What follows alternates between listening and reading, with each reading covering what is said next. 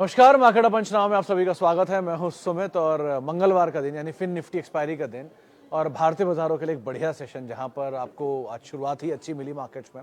60 अंकों के आसपास की तेजी थी गिफ्ट निफ्टी में और उसी की तर्ज पे भारतीय बाजारों की शुरुआत हुई बढ़िया। 276 अंक करीब 300 अंकों की बढ़त के साथ निफ्टी सेंसेक्स कहीं जाके बंद होता हुआ दिखाई पड़ा। 90 अंकों की बढ़त रही निफ्टी में। निफ्टी बैंक आज पार्टिसिपेट कर रहा था, सेकंड हाफ में थोड़ा सा फिजल आउट हुआ लेकिन फिर भी करीब 1/4% की बढ़त के साथ वो बंद होता हुआ दिखाई पड़ा। मिड कैप इंडेक्स ने इंट्राडे में अपना नया रिकॉर्ड बनाया, स्मॉल कैप ने इंट्राडे में अपना नया रिकॉर्ड स्तर बनाया। रिकॉर्ड स्तरों पर रहा निफ्टी रियल्टी इंडेक्स भी, जहां करीब 10-11 कंपनियां जो निफ्टी की रियल्टी इंडेक्स की रही, उन सब में अपने नए साल के ऊपरी स्तर बनते हुए दिखाई पड़े।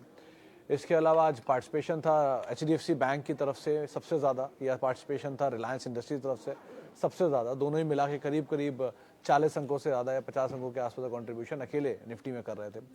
बैंक्स में से दूसरा पार्टिसिपेशन था ICICI बैंक की तरफ से। फर्स्ट हाफ में TCS इन्फोसिस पार्टिसिपेट कर रहे थे, सेकंड हाफ में टाइटन की तरफ से पार्टिसिपेशन आया। नया रिकॉर्ड स्तर टाइटन ने छुआ आज और 3 लाख करोड़ की मार्केट कैप वहाँ पर हिट होते हुए दिखाई पड़ी। अच्छी तेज़ी ब्रॉडर बेस्ड मार्केट में भी थी। तो रेलवे शेयर न्यूज़ फ्लोज के दम पे पहले वो कालिंदी नहीं पहले चला बढ़िया मोमेंटम में टीटागढ़, और उसके बाद बाकी कंपनियों में एक अच्छा अपमूव आता हुआ दिखाई पड़ा और टेक्समैको में भी वो OFAC खबर आ गई। सो न्यूज़ फ्लोज अच्छे हैं रेलवे स्पेस में।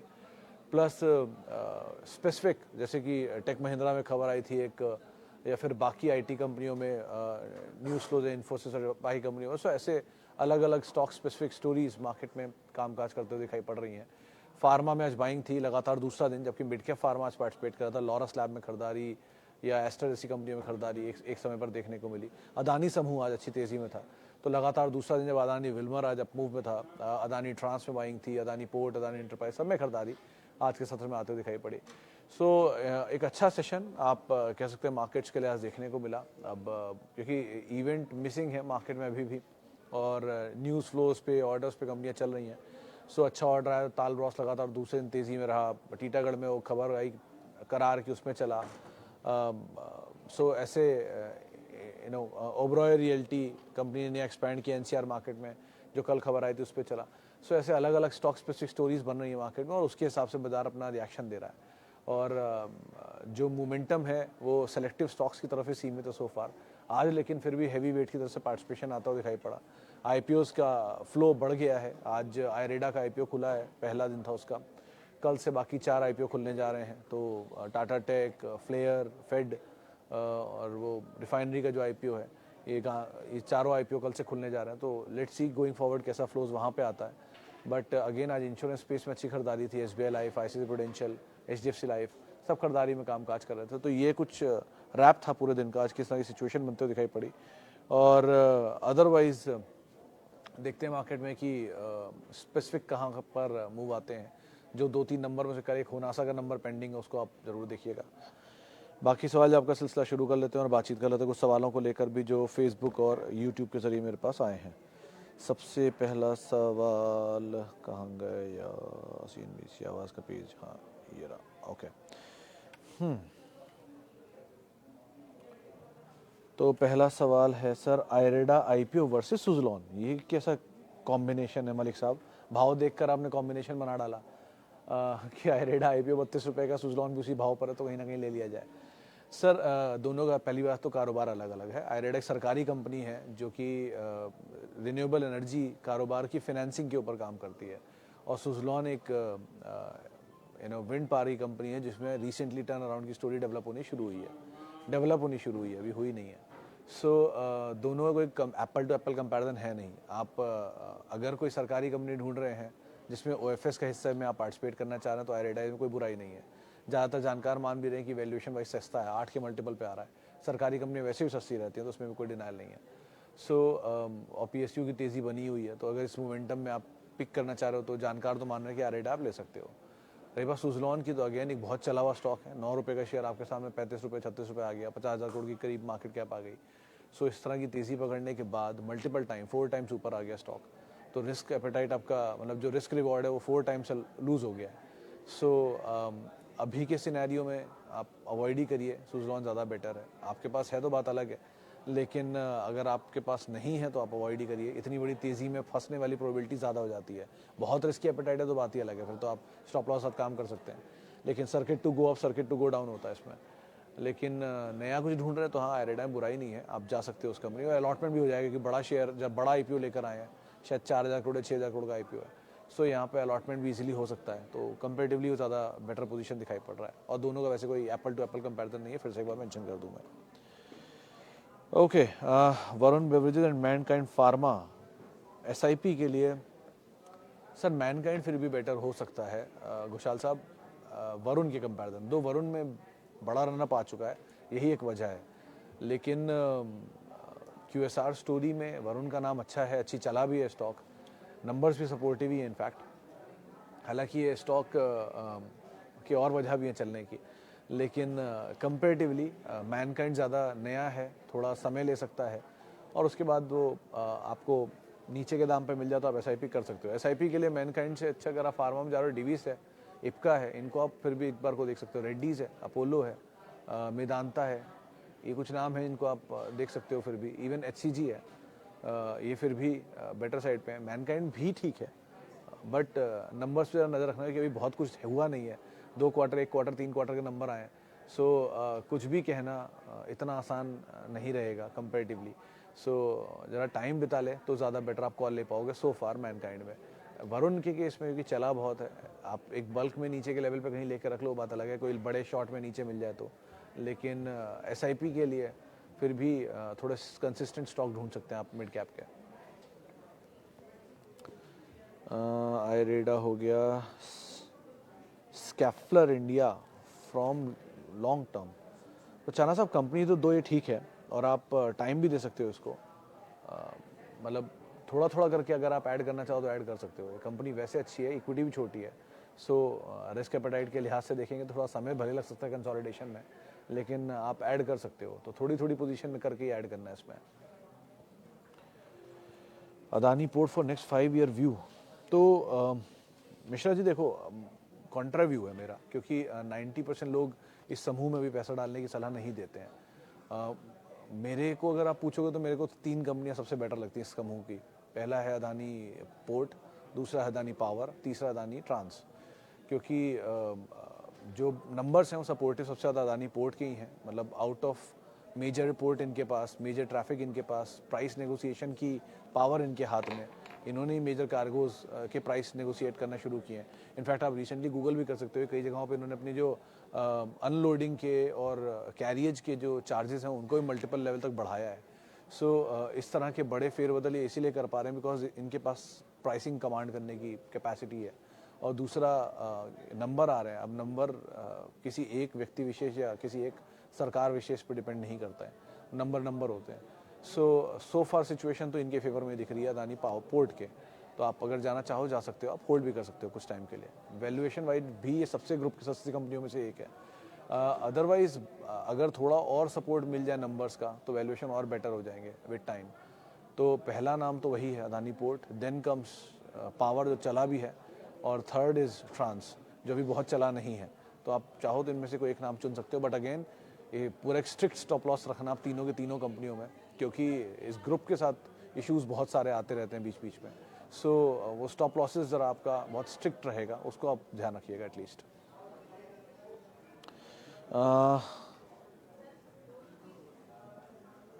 Consumer discretionary good name, consumer discretionary as in Myntra sir, अगर आप कंज्यूमर खर्च वाली कंपनी में बात करो तो सबसे ज़्यादा नाम तो लेकर ही आता है, क्योंकि सबसे ज़्यादा खर्च वही है। तो पहला तो यूनाइटेड स्पिरिट्स, रेडको कहतान, यूनाइटेड ब्रेवरीज, 3 नाम।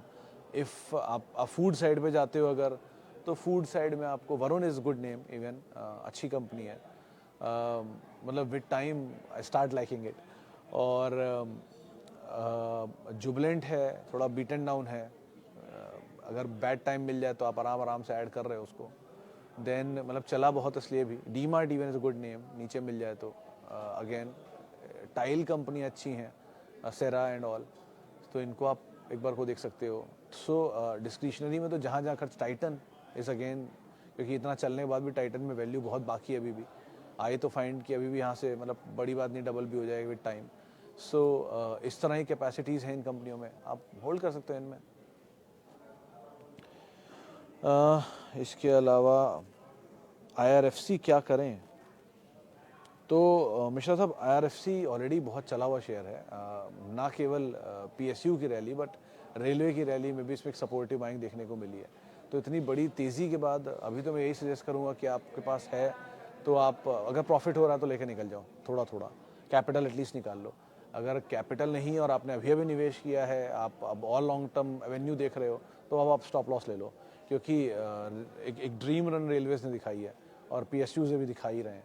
सो वो ड्रीम रन कहाँ तक फॉलो अप होती है उसको आप अकॉर्डिंगली ट्रेड करना।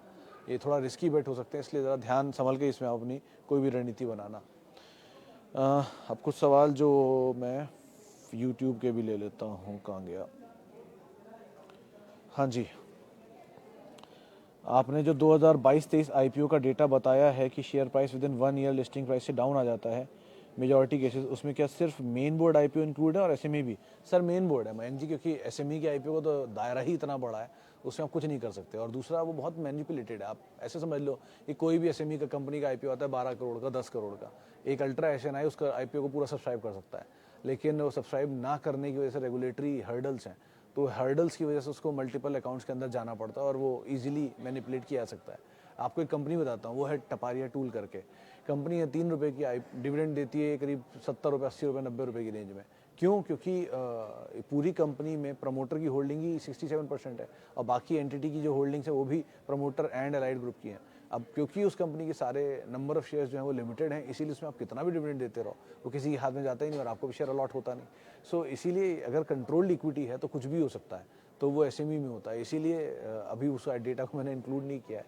सिर्फ और सिर्फ मेन बोर्ड पे ऐसा होता आ रहा है कि अगर कोई भी, मतलब जो IPO, जिन लोगों को नहीं पता उनको बता दूं कि हाल में 2023 में आए हुए जितने भी IPO थे, उनके 58% IPO ऐसे हैं जिन्होंने अपना इशू प्राइस इधर छुआ है या इशू प्राइस से करीब तक गए हैं। 2022 में 90% ऐसे IPO थे जो अपने इशू प्राइस तक गए हैं, इशू प्राइस के करीब तक गए हैं या इशू प्राइस से नीचे गए हैं, कुछ तो अभी भी कामकाज भी कर रहे हैं।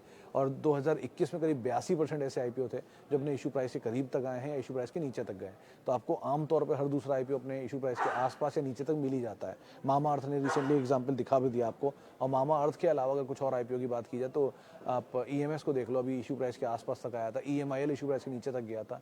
इवन अब लार्ज से सारे बड़े IPO देख लो, पेटीएम, LIC, रिलायंस पावर, कोल इंडिया एक बार इशू प्राइस के नीचे जा चुका है। सो ऐसे करके मल्टीपल IPOs हैं, जितने लार्जेस्ट IPO तो गए हैं, SBI लाइफ। सो ये data is in public domain, you can easily access that. लेकिन आमतौर पर सिचुएशन आती है तो बारिंग फ्यू, जैसे DMart में नहीं आई, जैसे IRCTC में नहीं आई, सो NBCC में नहीं आई, तो ऐसी सिचुएशन भी आती है। बहुत बार नहीं भी आता, लेकिन बहुतों में आता है। सो आप चुनाव उस हिसाब से करना अपना। ओके, मान इन्फ्रा एटलीस्ट मीनाक्षी जी होल्ड कर लीजिए, इसमें कुछ बड़े ऑर्डर की खबरें हैं, करीब 4 से 5 हज़ार करोड़ रुपए के आसपास के बड़े ऑर्डर आ सकते हैं विद टाइम। तो अभी तो कंसोलिडेशन में है और अच्छे अपमूव की उम्मीद आप लगा सकते हो। मैनेजमेंट ने बहुत अच्छी कमेंट्री दी है, कल परसों को इंटरव्यू हुआ था इनका और बहुत बढ़िया कमेंट्री देकर गए वो, और टॉप लाइन अच्छी बोल रहे हैं, तो नंबर सपोर्टिव रहेंगे, आप एटलीस्ट बने रहो यहाँ पर। KPIT क्यों गिरा, लॉन्ग टर्म के लिए होल्ड करें ना सर? तो विनय जी, जब इतनी बड़ी तेज़ी दिखा चुका है कोई स्टॉक तो कहीं तो कूल ऑफ करेगा। तो अगर मतलब KPIT दो is a very good company, auto ancillary में ये कंपनी IT सर्विसेज प्रोवाइड करानों में, और अच्छा नाम भी है इसका, बट अगेन एक एग्जॉर्बिटेंट गेन आ चुका है इसमें।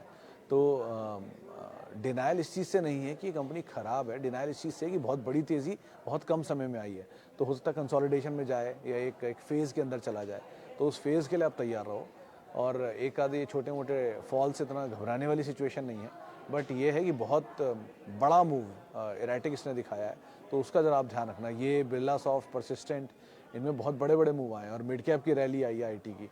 लार्ज कैप में पार्टिसिपेट नहीं किया, तो वैल्यू लार्ज कैप में है, मिड कैप में नहीं है। एक इंटरेस्टिंग नंबर मैं अभी पढ़ रहा था, तो आगे चल के ट्विटर पर शेयर भी कर दूंगा कि जो टाटा टेक का IPO आ रहा है, टाटा टेक का IPO 4,000 करोड़ रुपए का IPO है, करीब करीब 800 करोड़ रुपए की शायद सेल्स के ऊपर है और 200-300 करोड़ के प्रॉफिट के ऊपर है, और 6.5 करोड़ शेयर ये बाजार में लेके आ रहे हैं और ये आज ला रहे हैं 32 के मल्टीपल पर। यही सेम IPO आज से 2004 में जब TCS लेके आया था, तब उस ज़माने में वो 17 के मल्टीपल पे IPO लेके आया था, 5.5 करोड़ शेयर थे उस समय पर उसके, और उनकी प्रॉफिट थे उस समय पर करीब 2200 करोड़ रुपए और सेल्स थी 10,000 करोड़ रुपए।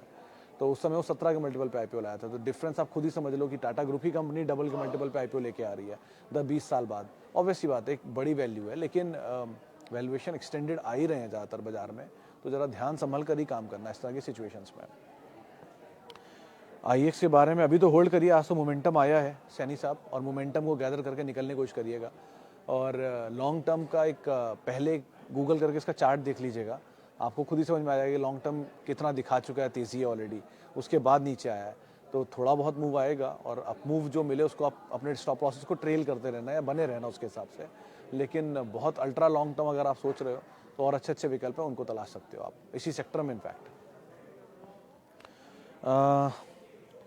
Considering mid-cap index as its peak, it is good to invest now in this situation or wait on cash until good opportunity arise in near future. तो वैभव सर, अगर आप लॉन्ग टर्म इन्वेस्टर हो तो mid cap fund में या mid cap ETF में किसी में पैसा डाल सकते हो, ये एसआईपी वे में जाएगा। 2, हमेशा ऐसा ज़रूरी नहीं है कि जब ऑल टाइम हाई बनता है तो मिड कैप के सारे शेयर भी ऑल टाइम हाई पर हो। बहुत सारे शेयर मिड कैप के आज भी साल के निचले स्तरों के आसपास कामकाज कर रहे हैं और बहुत ज़्यादा उनमें अपमूव आया नहीं है, तो आप उनको आइडेंटिफाई कर सकते हो दूसरी तरफ कि इनमें आप एक बार को पैसा डाल दो।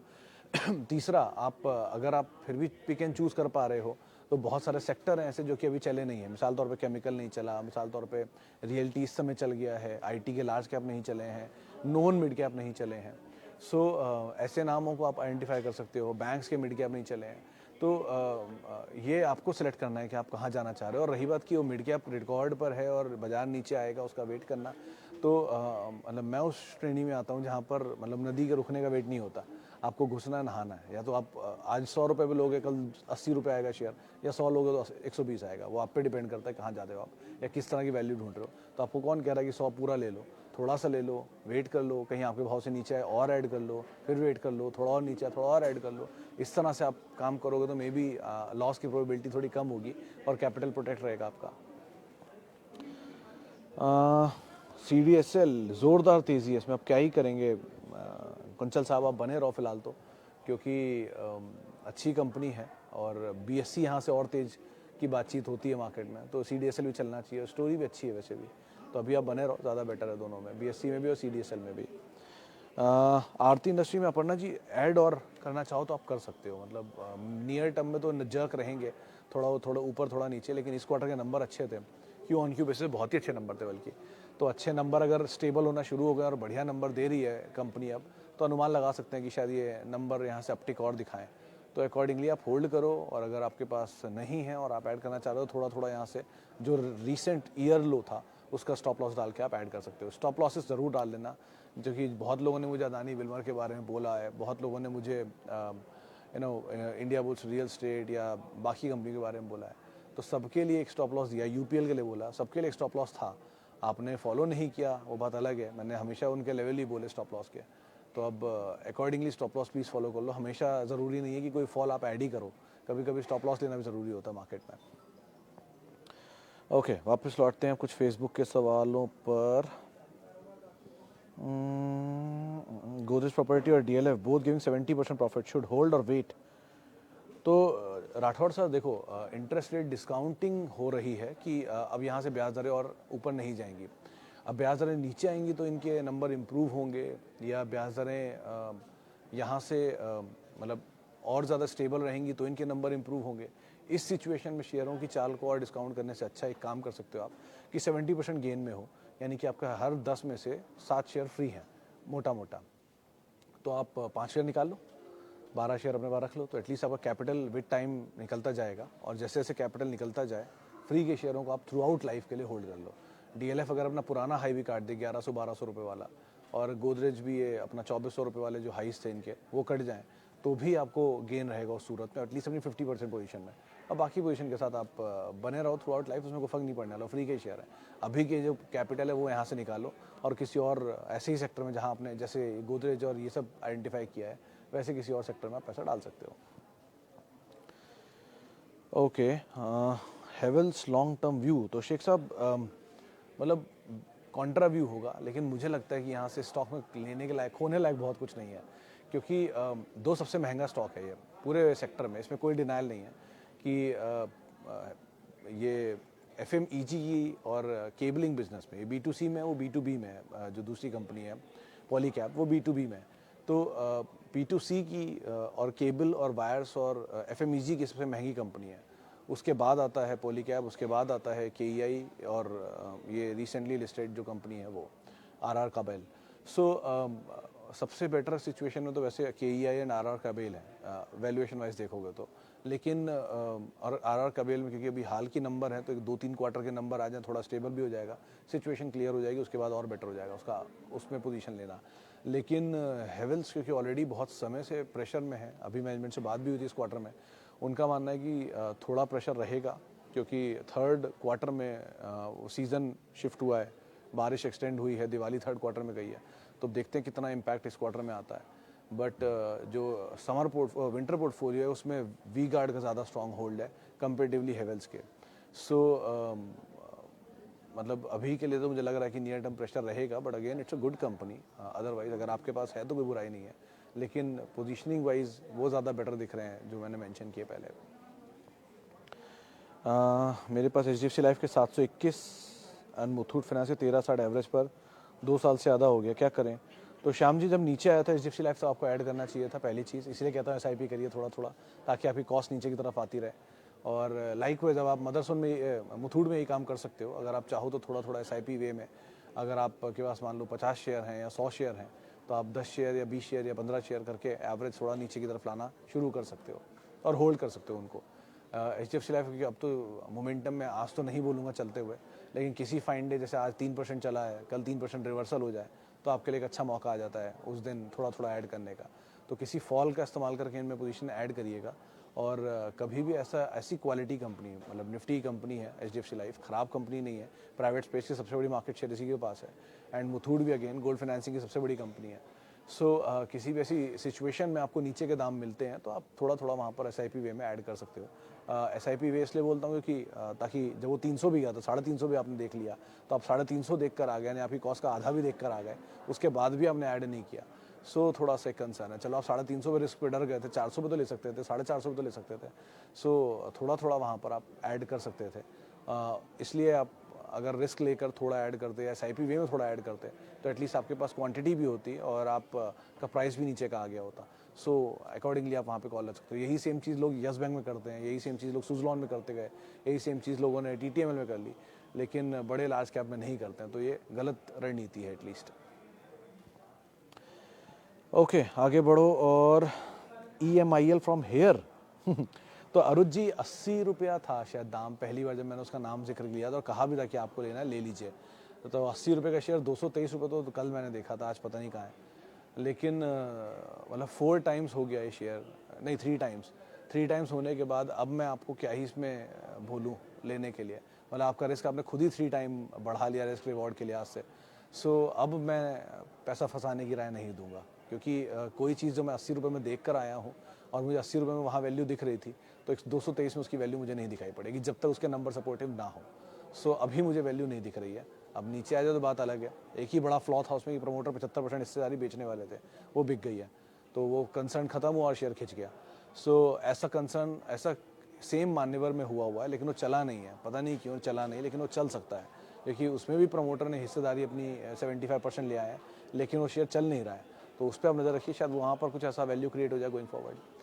चलिए, फिलहाल इतने सवालों को शामिल करूंगा। माफ़ी उन सभी लोगों से जिनसे बातचीत नहीं हो पाई। जिनके सवाल बचे रह गए, आगे बातचीत करना चाहते हैं, वो 5:30 बजे हमारे साथ जुड़ सकते हैं।